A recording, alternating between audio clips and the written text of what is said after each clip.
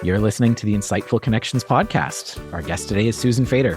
Susan is an award-winning qualitative researcher and business strategist. Her consultancy, FaderFocus, is a business transformation catalyst that challenges baseline assumptions and inspires businesses to act and think differently about the most mission-critical challenges that are impacting their business health. They offer a range of services that leverage familiar research techniques and revolutionary approaches that challenge belief systems and open new windows for understanding consumer behaviors, reframing client hypothesis into evidence-based paths for strategic action. Susan is a legend in the market research industry and a personal inspiration. She's the kind of person who will bookend dozens of focus groups with a trip to Burning Man and be right back in action after. She's moderated focus groups in Steve Schlesinger's childhood bedroom back when Sego operated out of his mom's house. It's a pleasure and an honor to have her on today. Susan, thanks for being here. Thank you for inviting me. QualRecruit is a qualitative recruitment firm that delivers quality respondents so moderators can work confidently. Our best-in-class recruitment tech guarantees accurate recruits and high show rates while eliminating bad actors through advanced respondent identity checks. For a limited time, new clients get a 20% discount when they use the offer code CONNECTION. To learn more, visit qualrecruit.com. So, Susan, before we got into it, and I'm going to get to my usual question, we went on a bit of a digression really before we started talking about tandem cycling. I'm wondering if you can tell me a little bit more about tandem cycling and what it means to you. So generally, my husband and I like active vacations, and he was a cyclist, and I liked cycling as a kid, and we figured, why don't we go on a cycling vacation? And my husband correctly pointed out he was a much stronger cyclist. And if we went, we were going to spend most of the day completely far apart. So he came up with the idea that we should do tandem. And we did it in the south of France. The only trouble is it was the most bizarre bike you've ever seen. The controls were in the back where I was sitting. So he had to verbally instruct me what to do, coming to hill, doing all this. We survived it. The first day, we actually rode 80 miles. It's a long story. We ended up on a superhighway, but we survived. We came back and he said, okay, we need our own bike. And he found a place that makes coupled tandems, which is a tandem that can come apart and fits into 2 suitcases you can check on board. And since then, we've been tandem cycling and camping. We carry all the equipment with us for up to 10 days, and we're still married. So it's an amazing, you have to kind of work together. We have totally different styles of riding. I actually am the stronger cyclist now. And I think you mentioned it's a bit of a litmus test, right, for partnership, is if you can tandem cycle with anybody. Right. People have this misnomer that you don't have to pedal together. You have to pedal together. You have to have the same cadence, but people don't have the same styling. I attack a hill. My husband is more gradual. It took us like 2 years before we understood and had a thing where there's certain parts of a ride. He rides my style, then I ride his style. He knows I like to stop and read every historical marker there is. So he stops. He doesn't care less, but you work it out. But also we're together. We can talk. We can have a conversation, and he's done playlists. He knows we're going to be at an overlook, so he has a playlist for that. But the fact that we could have a conversation while we're doing this is what really makes this wonderful. Do you think it would make sense to do a kickoff with a client on a tandem? When they do these group things, team building, this is the best way because you really have to listen to each other. You have to observe each other. You have to see what the other person's needs are. You have to pay attention to things that could be in the road. On the tandem, we've had 3 accidents where I have cracked my helmet. Jeez. So once in Ireland, we were going downhill and the front tire popped. And you would think the bike would keep going. It literally went like this. And because I was in the back in a split second, I lay there on the road with blood coming out, with a truck coming, and my husband picked me up and threw me into the thistles. He's a keeper. Yes, he's a keeper. He figured truck thistles. And we were very, very lucky because it was a desolate stretch, but there was a gift shop down the road and they cleaned me up. My whole face was black and blue. We had to figure out how to not make him look like a white beater when we went into town. Okay, so we should at some point talk about market research. Sure. So, Susan, I'd like to get this context from everybody who's on the show. I'm wondering if you can tell me a little bit about how you initially got into market research and how that's accounted for where you've ended up in the years since.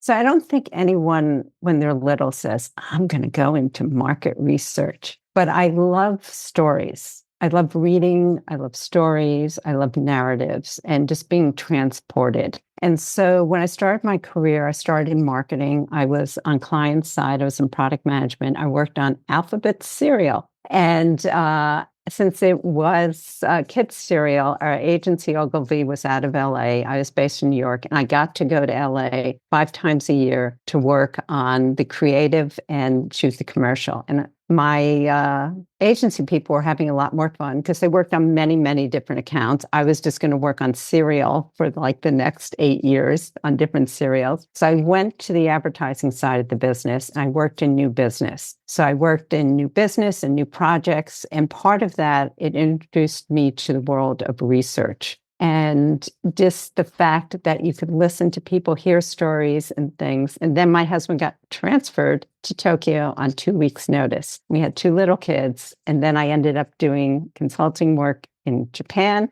came back. My husband said, you're doing this already. Why don't you try to do it on your own? And that's how I got into having my own consultancy in research and strategy.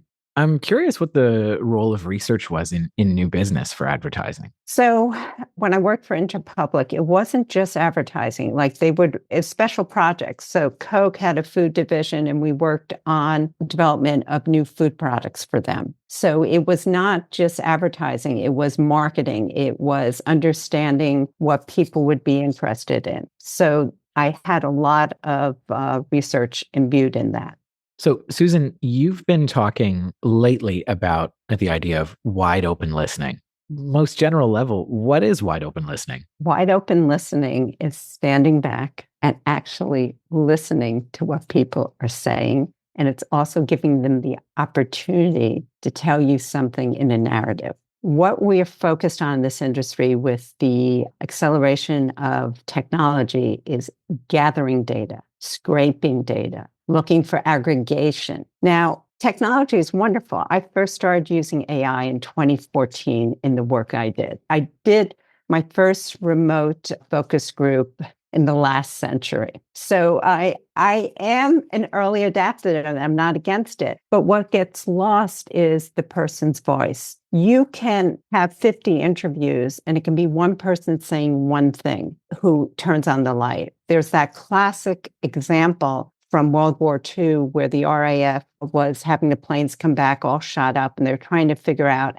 how to prevent planes from being shot down. So they looked where all the bullet holes were, and that's where they were going to put the armor. However, the answer was the planes that didn't come back, and they thought they didn't have the data. Well, it was where these planes weren't shot was the data they didn't have. So if you're just relying on data scraping, you miss things that aren't said. And I just had a project where literally the whole insight was, wow, we didn't hear this. And that was the insight. It wasn't the aggregation. So listening is really giving people a framework they can share something in a story. Tell me a little bit more about that part of it. So what happens in research is we don't have time, we don't have the money, we just have to get it. But you have to make baseline assumptions to get started. You have to about how you're going to ask the first question, what they know. So if you're doing concept development, usually what happens, and you recruit people, and I have my classic example of fabric softeners. Heavy use of fabric softeners, they were going to come out with new line extensions. So let's just ask them what they like and don't like about fabric softeners and then go into it. I said, no, you have to think about people's lives. Lives are, they don't live in the world of fabric softener, they live in the world of laundry. So have the people self-observe themselves before they come in and have them create a story, 3 things they like, 3 things they don't like about laundry, and then have them present that story. Well, a third of the people who are heavy users of fabric softeners and have been recruited that way didn't mention fabric softener. Now, if you start from a place and you kind of ask them why, it's a different framework as opposed to what do you like, what you don't like. Mm-hmm. So you get a much better read, and you've brought them into their world, but you're also listening to them, and then they can evaluate things better. Riffing on that, it's almost like you're asking them to think about fabric softener and not giving them space to show you that they don't think about fabric softener. So that's starting in the wrong place. And that's what happens a lot in research. Is I have this analogy that research is like running a race. You have the starting line where you make the baseline assumptions. You have the race where you're gathering, and then you have the analytics. And they kind of rush into the second and third. And it's a given, but change is constantly happening. We saw it very fast during COVID, how things changed very quickly, but in real time, we don't. So if you don't do a check-in on who competition is, and you don't do a check-in, are you asking the right question? Has the language changed? Has the use of the jargon that you're using still valid? Or is there new jargon that you have to be using in how you frame the questions? Baseline assumptions are, I think, as you pointed out, something that we can never really get away from. They're always necessary to start the process. How do you make sure that you're making the right ones? So there are a couple of things. When you're dealing in a marketing research or business exploration situation, people tend to say, I want these questions answered, and they give you a list. And the reason is they think those questions are going to get the answer they want. So you have to kind of step back and say, help me understand. What is it, the output? What are you looking for? Why do you think these are the people you need to talk to? And you kind of dissect that. You spend a little time up front. And then what happens a lot of times is the objective has changed. They have changed who they're going to speak with. And also this whole thing about, we already know that. You're constantly hearing, we've done the research, we already know that. Well, you might think you know it, but change happens. And the other thing is the people you're having a conversation with, you have to bring them up to that space the way I did with that fabric softener. Start in their world.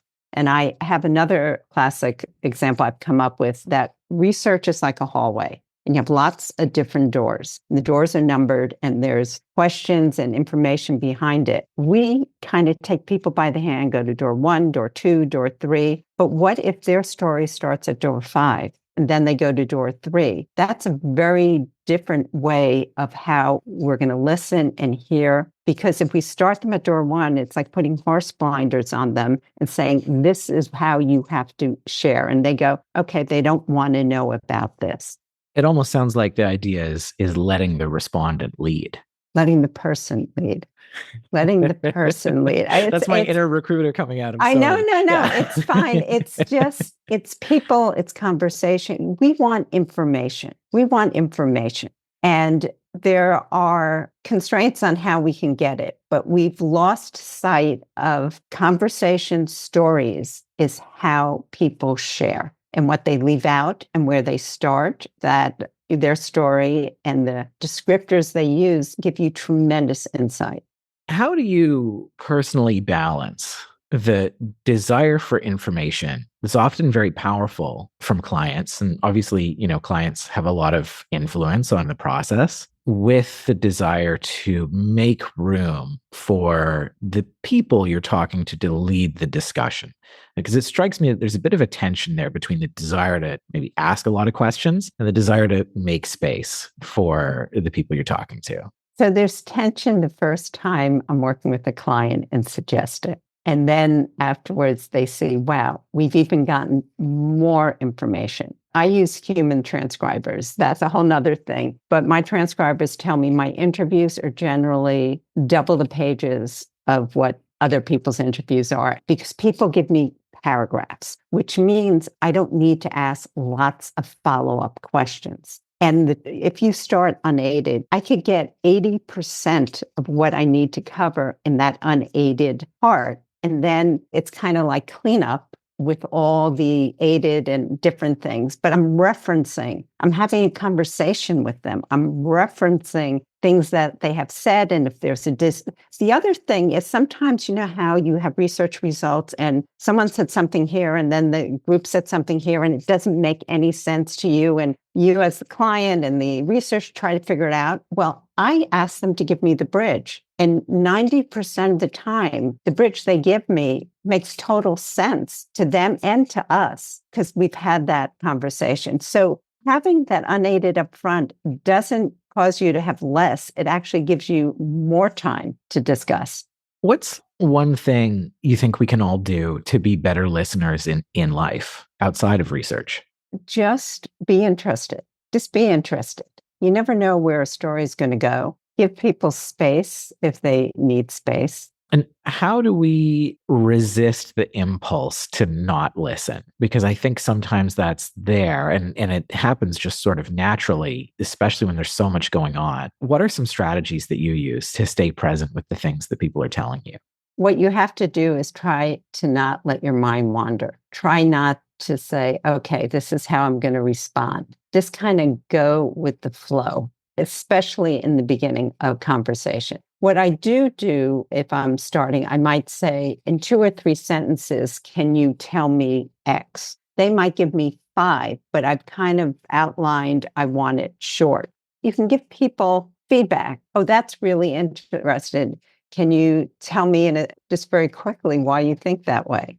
One of the things I do, which is kind of crazy, is I start my quant surveys with an open end. And it's not an open end that is to gather information. It's to help put the person into the mindset of the topic. Because if you dive right in, like if it's on cooking, it could be, tell me about your favorite meal or tell me what you like, 3 words about what you feel about cooking, because you want to transport people in and it makes it more interesting for them. Have you ever been in a situation where you don't know what the other person wanted and it kind of get a little defensive and, am I doing something wrong? And you never want to create that situation for anyone. Yeah, that's so interesting. Can you give me an example of where adding an open end to the start of a quant survey has sort of enriched what you were able to glean for the client? What it did is we had a lot more completes. You know how when you have like in a very long survey, like a 15 to 18 minute survey, and you have all those dropouts, we actually, by putting that open end in the front, have had a lot less dropouts because people get into it, but they also feel that we really want to know what they are thinking. You're giving them room, letting them lead almost. Yes. Last question from me, Susan. What keeps you motivated? What keeps people are interesting. Life is interesting, and just doing lots of different things. You have all different parts of your life. Just keep them full. All right. Well, thanks so much for taking the time to chat with us today, Susan. Where can people go to learn more about FaderFocus? They can go to FaderFocus.com, and it's F as in father, A as in apple, D as in David, ER, the word focus, one word. Or they can reach out to me on LinkedIn with an invite and a question. We can go from there. Okay. Super. Thanks so much for taking the time to chat with us today, Susan. It was a lot of fun. All right. I enjoyed it. Thanks. Thanks.